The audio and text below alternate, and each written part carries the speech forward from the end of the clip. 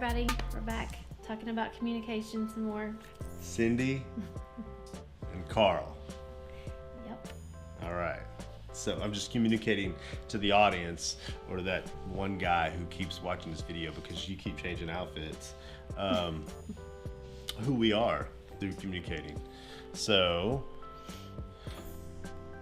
communication. So, right. So the reason behind the communication is what? One of the main factors behind communication in itself is the intent of the communication. Yep. Whether it be to teach or inform, or you want to, a lot of what we do is training and to document. Mm-hmm. Document what? Progress.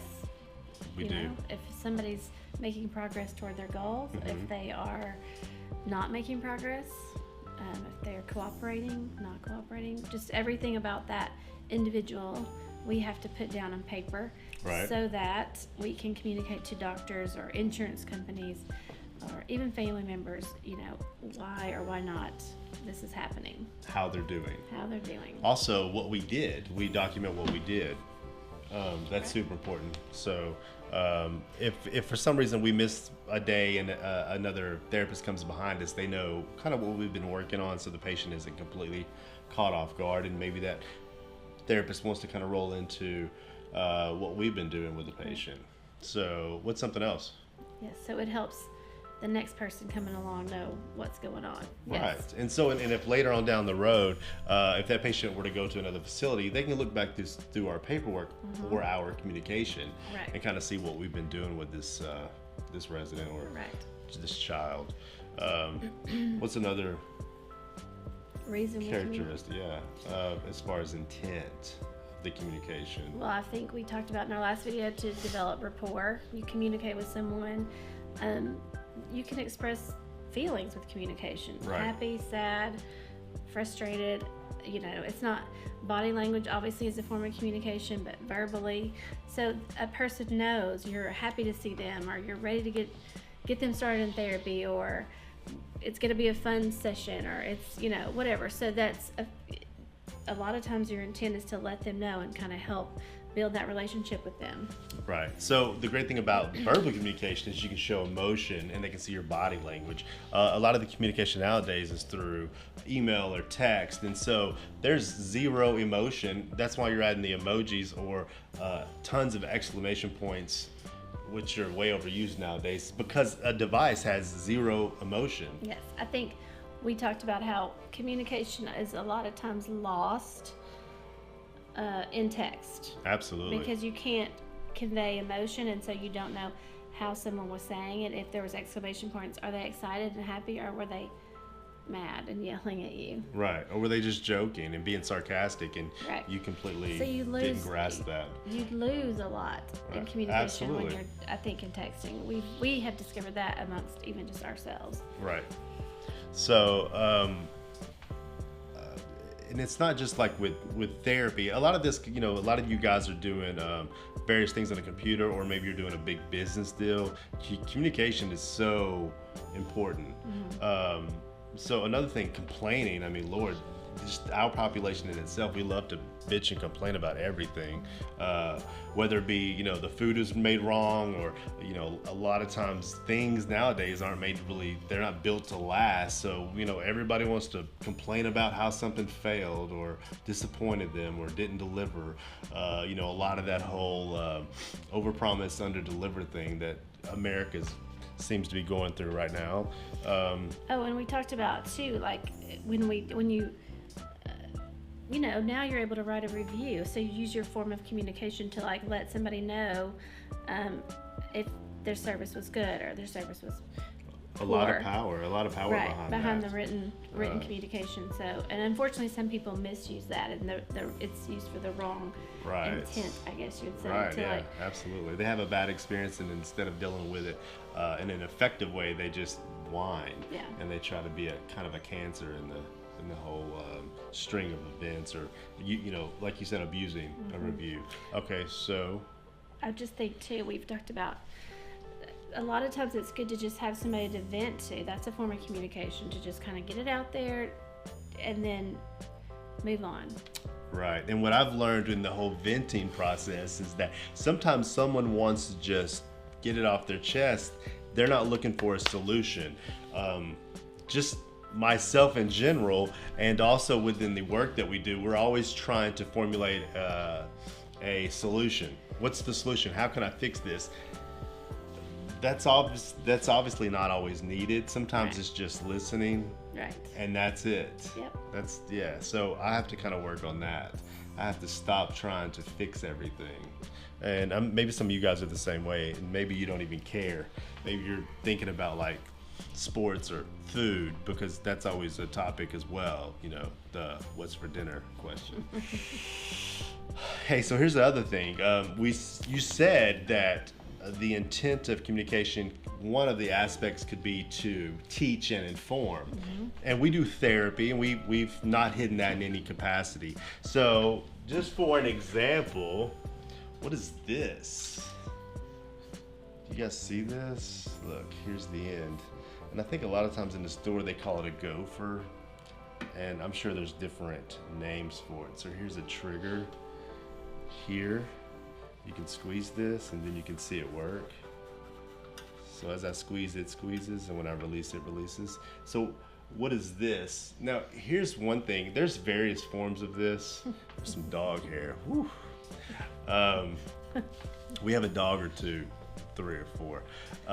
What's the purpose of this? So teach the audience. What is this? What's the benefit of this? This is super long, by the way. You don't necessarily need them this long. As it is mine right now. Well, let's hear. Here's the thing also, I just want to say this. Cindy has tons of geriatric experience. It just so happens that's what I do currently, but she has tons of experience. So teach me, teach me something about this. For people, individuals who cannot maybe bend over to the floor. Right. To pick something up off the floor. Sure, that's easy. So you drop it and you can pick it up. What are you doing? You can reach down and pick it up.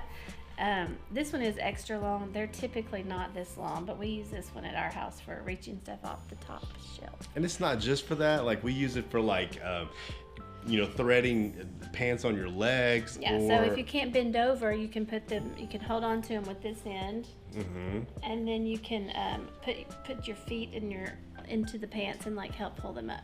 So also if your covers get off to the end of the bed at night, you can reach down there and grab those covers. These are for people who have a lack of mobility or some loss of mobility, and they cannot do all the bending that we take for granted every day. Right. And so this piece of adaptive equipment is used to compensate for some of that loss of mobility, and also because it allows them more independence than, let's say, if they had to have someone help them pick something up off the floor or put their pants on. This can allow them to have some more independence. Right, and honestly, like the whatever imagination you have, you can do all kinds of stuff. There was a lot of time during college I was a lifeguard. I used to have this exact one, and if a kid went down, I would just squeeze and pull, and then I would sit them on the side and make them sit out for 10 minutes. Stop. So, you're a litter bug. You want to make the Indian cry? Just pick up the trash and put it in the trash. And you see those overweight janitors using these all the time. They don't want to bend. It's not they can't, they just don't want to. So they just grab that Nestle's Quick package and they toss it into the trash can.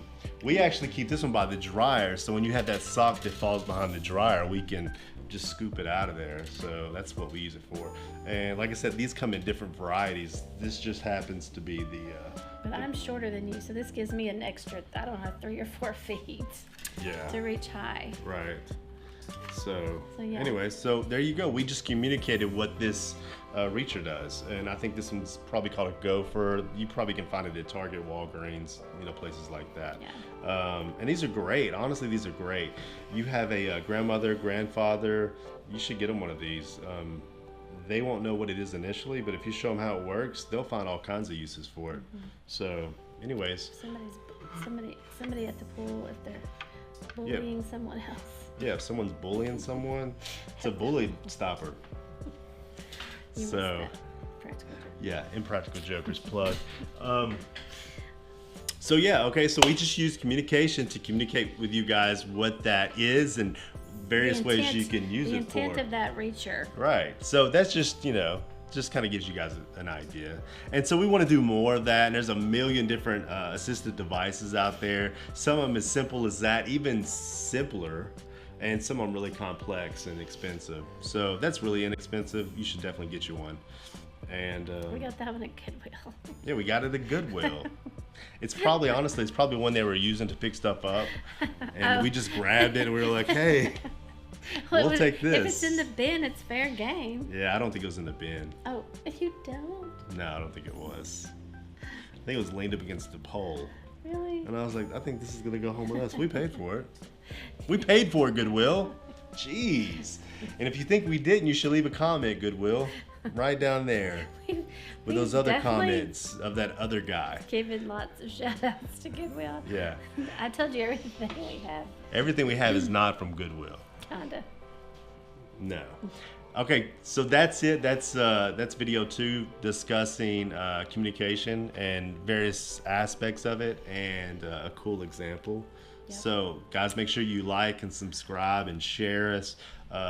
Talk smack or compliment Cindy's wardrobe change or my gray what's his name? Mark Zuckerberg t-shirt line.